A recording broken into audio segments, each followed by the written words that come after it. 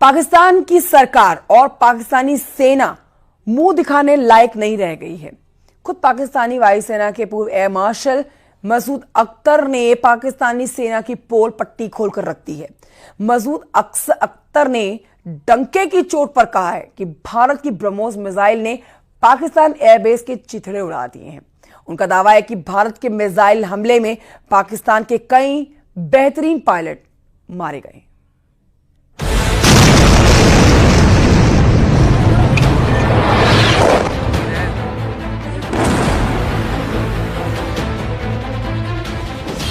पूर्व air marshal Masood Akhtar का बड़ा खुलासा।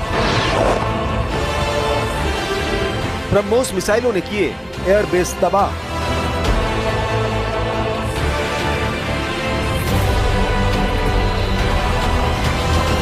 पहलगाम हमले का बदला भारत ने आतंकियों के खिलाफ शुरू किया था, लेकिन पाकिस्तान को लगता था कि उसके परमाणु बम और चीन एयर डिफेंस सिस्टम के खौफ से भारत कभी भी पाकिस्तानी एयरबेस पर हमला नहीं कर पाएगा। लेकिन उसके बाद जिस तरह से भारतीय सेना ने बिना एलओसी पार किए पाकिस्तान में मौजूद 12 एयरबेस में से 11 एयरबेस को उड़ाया है, उससे पूरे पाकिस्तान में मातम छा गया है। हैरानी की बात तो यह है कि पाकिस्तान भारत पर हमला करने से पहले परमाणु जंग की सीधी धमकी दे रहा था। वही पाकिस्तान अब 4 दिन से परमाणु बम का पा भी नहीं बोल पा रहा है। ऐसा लगता है कि भारतीय सेना के भीषण हवाई हमलों से पाकिस्तान के परमाणु बम पेंसिल बम बनकर रह गए हैं। हम आपको दिखाने जा रहे हैं कि 15 ब्रह्मोस सुपरसोनिक क्रूज मिसाइलों ने कैसे चीन और तुर्की के हथियारों को चकमा देते हुए पूरे पाकिस्तान में कोहराम मचाया है। हम आपको दिखाने जा रहे हैं कि 4 दिन में पाकिस्तान की हार अब खुद पाकिस्तान के टॉप अफसर क्यों मना रहे हैं। क्यों पाकिस्तान के पूर्व एयर मार्शल मसूद अख्तर ये कहने को मजबूर हुए हैं कि ब्रह्मोस मिसाइल ने पाकिस्तानी सेना को बचने तक का मौका नहीं दिया है। 15 ब्रह्मोस ने उड़ा दिए पाकिस्तान के 11 एयरबेस।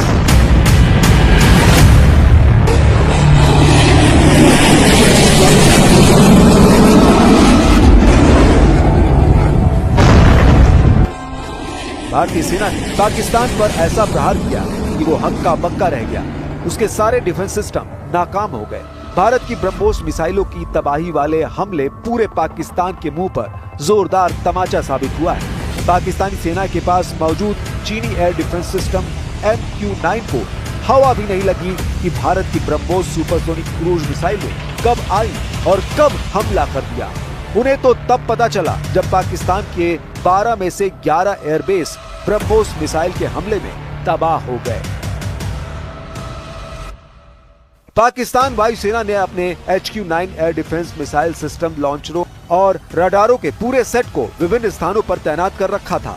जैसे ही ये सक्रिय हुए, भारतीय सेना को उनकी लोकेशन मिल गई। इसके बाद भारतीय वायुसेना ने पाकिस्तानी हवाई ठिकानों पर लंबी दूरी की मिसाइलों से हमला किया, जिसमें ब्रह्मोस और स्कैल्प मिसाइलें शामिल थी। हमले में करीब 15 ब्रह्मोस मिसाइलें और स्कैल्प, रैम्पेज और क्रिस्टल मेज मिसाइलें दागी गई। पाकिस्तानी एयरबेस पर हमलों का नतीजा ये रहा कि पाकिस्तानी वायुसेना को अपने विमानों को पीछे के विभिन्न ठिकानों पर भेजना पड़ा। ब्रह्मोस मिसाइलों को दागने से पहले इंडियन आर्म फोर्सेज पाकिस्तान को गच्चा देने के लिए डमी लड़ाकू विमान भेजे थे। ये विमान बगैर पायलट के थे और उन्हें इस तरह से भेजा गया था जिससे पाकिस्तान को लगा कि भारत के असली एयरक्राफ्ट हैं।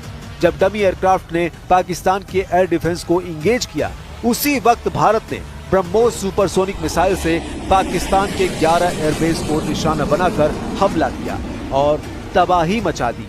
ये पहली बार है कि ब्रह्मोस मिसाइल प्रणाली का उपयोग इस तरह के संघर्ष में किया गया है और इसने सुपरसोनिक क्रूज मिसाइल की अपार क्षमता को दिखा दिया। सूत्रों के मुताबिक पाकिस्तान के हवाई ठिकानों पर हमले इतने तेज थे कि पाकिस्तान सैन्य कार्रवाई को रोकने के लिए DGMO से तत्काल बातचीत का अनुरोध किया। भारत का यह हमला मिलिट्री हिस्ट्री में 2 परमाणु संपन्न देशों के बीच अब तक के सबसे साहसी और सामरिक रूप से महत्वाकांक्षी जवाबी हमलों में से एक के रूप में दर्ज हो गया है। 9 और 10 मई की मध्यरात्रि को भारतीय वायुसेना ने 12 पाकिस्तानी एयरबेस में से 11 पर हमला किया। इतना ही नहीं, चीन की मदद से पाकिस्तान को मिला एयर डिफेंस सिस्टम नाकाम हो गया। भारतीय वायुसेना के लिए सिर्फ 23 मिनट यह काफी थे पाकिस्तान की सरजमी पर पल रहे आतंक के अजगर को कुचलने के लिए, और वह आपने करके दिखाया है।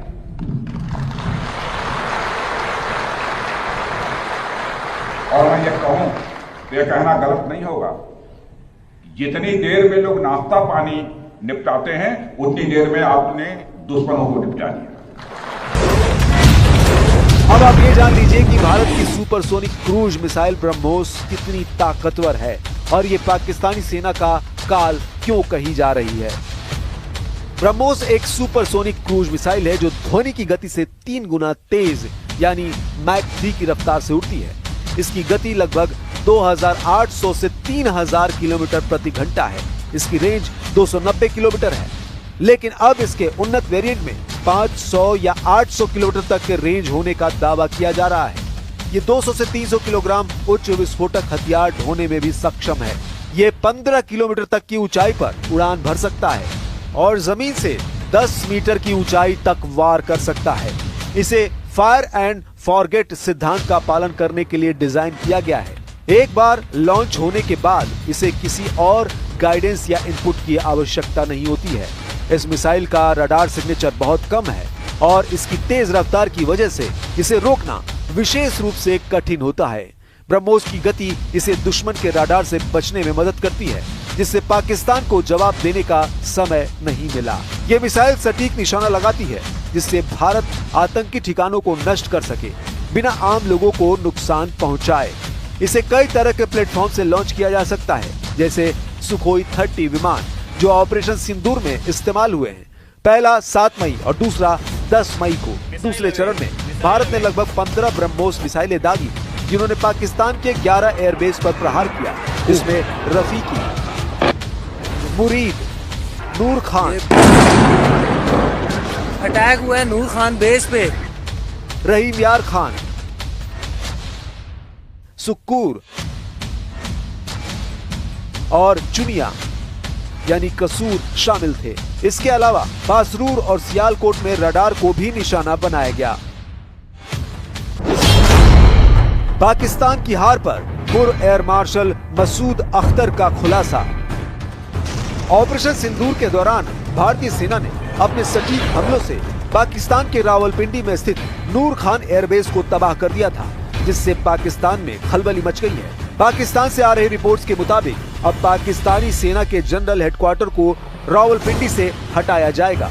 रिपोर्ट्स में कहा गया है कि पाकिस्तानी सेना के जनरल हेडक्वार्टर, जिसे GHQ कहा जाता है, उसे अब राजधानी इस्लामाबाद में ट्रांसफर किया जाएगा। पाक सेना का मुख्यालय फिलहाल रावलपिंडी के चकलाला में है और यहाँ से कुछ किलोमीटर दूर नूर खान एयरबेस है, जहाँ भारत ने खतरनाक मिसाइल हमला किया था। हम आपको पाकिस्तान के पूर्व एयर मार्शल मसूद अख्तर का वो दावा दिखाते हैं, जिसमें वो कह रहा है कि भारत की मिसाइलों के सामने पाकिस्तानी एयरफोर्स बुरी तरह से हारी है। पाकिस्तान अपने जिस AWACS एयरक्राफ्ट पर गर्व किया करता है, उसे भारत ने हालिया सैन्य संघर्ष के दौरान नष्ट कर दिया था। पाकिस्तान के एक पूर्व वायुसेना प्रमुख ने बेशकीमती AWACS विमान को नष्ट किए जाने की बात स्वीकार की है। अवाक्स एक निगरानी विमान है जिसे आसमानी आंख कहा जाता है। पाकिस्तान के retired air marshal Masood Akhtar ने एक इंटरव्यू में कहा कि भारत ने 9 और 10 मई की रात को सैन्य अड्डों पर किए गए मिसाइल हमले के दौरान एक हवाई चेतावनी और नियंत्रण प्रणाली यानी AWACS विमान को तबाह कर दिया। मसूद अख्तर ने इंटरव्यू के दौरान कहा, भारतीय सेना ने एक के बाद एक 4 ब्रह्मोस मिसाइल दागी। मेरी कुछ लोगों से बात हुई, उन्होंने बताया कि उस भोलारी एयरबेस के ऊपर उन्होंने 4 मिसाइलें दागी। पाकिस्तानी पायलट जहाजों को बचाने के लिए भागे, लेकिन मिसाइल आते जा रहे थे। दुर्भाग्य से चौथी मिसाइल भोलारी एयरबेस में हैंगर में आकर लगी, जहां हमारा AWACS खड़ा था, जो डैमेज हो गया और कई पायलट मारे गए। उस बेस के ऊपर 4 surface to surface BrahMos missile आए। सरफेस टू सरफेस या एयर टू सरफेस, ये मुझे नहीं पता। तो पायलट्स जो हैं वो पहले दौड़े कि वो अपने जहाजों को सिक्योर करें। अच्छा। और जैसे पहला आया वो जूम करके ऊपर से दूसरा आया, फिर तीसरा आया, फिर चौथा आया, जो कि अनफॉर्चुनेटली भोलारी में डायरेक्टली आके एक हैंगर पे लगा, जहां पे एक हमारा एवैक्स खड़ा था, जो डैमेज हुआ, जहां पे शहादतें भी हुई। हैरानी की बात तो यह है कि पाकिस्तानी सेना के चीफ जनरल आसिम मुनीर और पाकिस्तान के प्रधानमंत्री शहबाज शरीफ भी पाकिस्तान की जीत के झूठे दावे कर रहे हैं, लेकिन अब दुनिया भर की मीडिया और खुद पाकिस्तान की मीडिया दावा कर रही है कि पाकिस्तान की एयरफोर्स भारतीय एयरफोर्स से बुरी तरह से जंग हारी है। जरा इस ब्रिटिश मीडिया के टेलीग्राफ की खबर को देखिए, जो पूरी तरह से झूठी है। पाकिस्तानी पत्रकारों ने AI से पाकिस्तानी वायुसेना की फेक जीत की खबर बनाई है, जिसे अब पकड़ा गया है। हैरानी की बात तो यह है कि ये खबर ब्रिटिश मीडिया के टेलीग्राफ अखबार में कभी छापी ही नहीं गई थी, लेकिन उसके बावजूद पाकिस्तान के विदेश मंत्री इशाक डार इसी झूठी खबर को लेकर पाकिस्तानी संसद में बेशर्मों की तरह पाकिस्तान की जीत के दावे कर रहे थे। 6 जेट फाइटर्स इंडिया के गिराए गए, एक UAV गिराया गया, वो उनको ऑब्वियसली हजम नहीं हुआ। उसके बाद डिप्लोमेटिक, और ये मैं नहीं कह रहा, ये टेलीग्राफ क्या लिखता है, Pakistan air force is undisputed king of the skies.